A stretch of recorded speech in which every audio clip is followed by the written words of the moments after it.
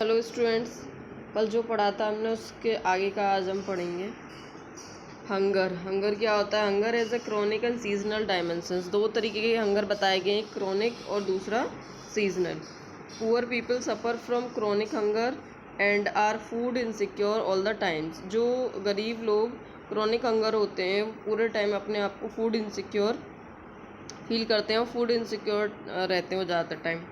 Seasonal hunger is caused by seasonal nature of agricultural activities in rural area. Seasonal hunger कैसे होते हैं? अगर हम रूरल एरियाज़ में देखें तो जो एग्रीकल्चरल एक्टिविटीज़ होती हैं तो उनमें क्या होता है कि सीज़न के अकॉर्डिंग लोग काम करते हैं। उसका सीज़न ख़त्म हो गया तो लोगों के पास काम नहीं है, और काम नहीं है तो उनके पास खाने के लिए सफिशिएंट चीज़ें नहीं हैं। अर्बन एरियाज़ में सीजनल हंगर होते हैं occur become of the casual time of work.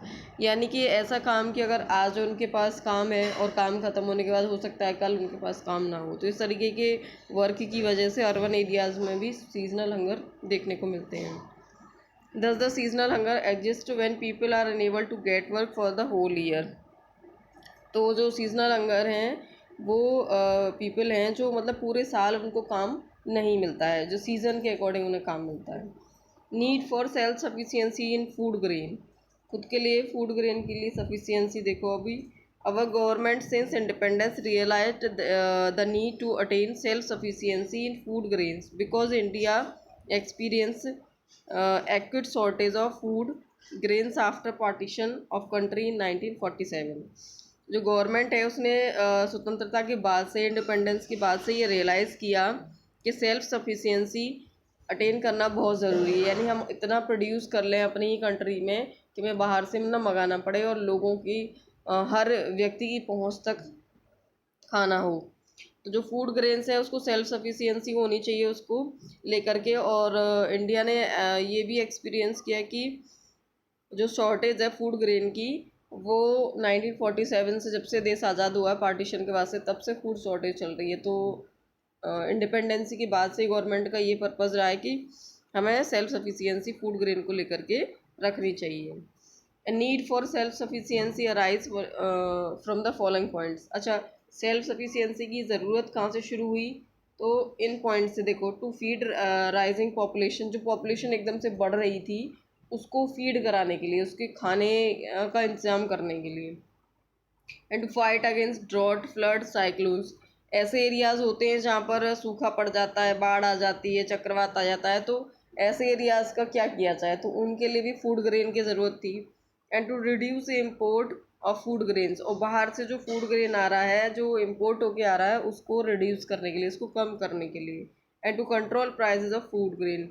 देखो, अगर फूड ग्रेन हो या कोई भी चीज़ हो, अगर उसकी मात्रा कम है, यानी कि वो थोड़ी है मार्केट में और डिमांड ज़्यादा है, उसकी सप्लाई कम है, तो क्या होगा? उसका जो प्राइजेज़ हैं वो कंट्रोल में नहीं रहेंगी और वो ज़रूरत से ज़्यादा प्राइजेज़ बढ़ जाएंगे। तो जो फूड ग्रेन के प्राइजेज़ थे उनको कंट्रोल करने के लिए भी ज़रूरी था कि फूड ग्रेन ज़्यादा से ज़्यादा अवेलेबल हो।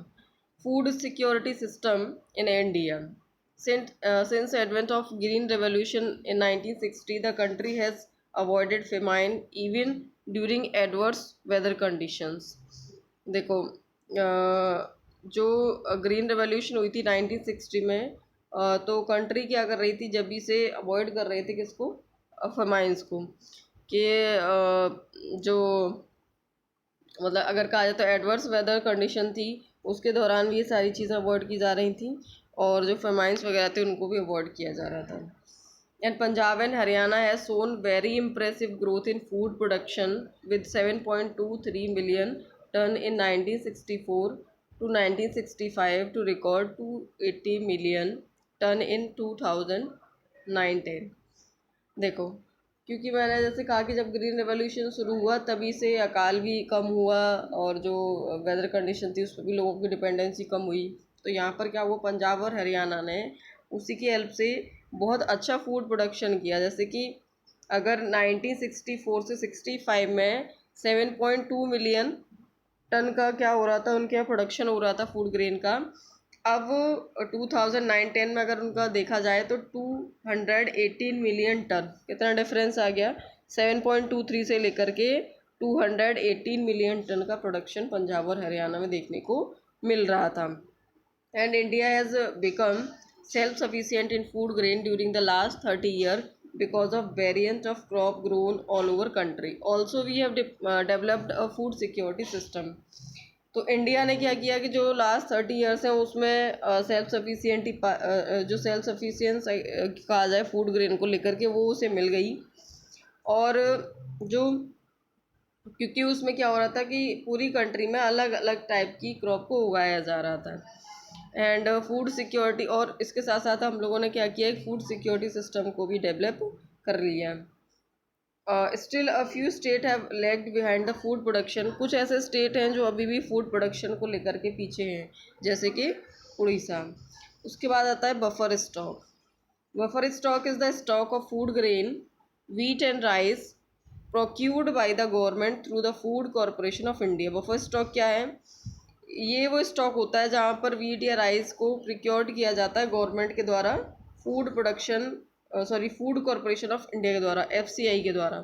And the FCI purchases wheat and rice for the government from the farmers of surplus state at pre announce prices and this price called minimum support price.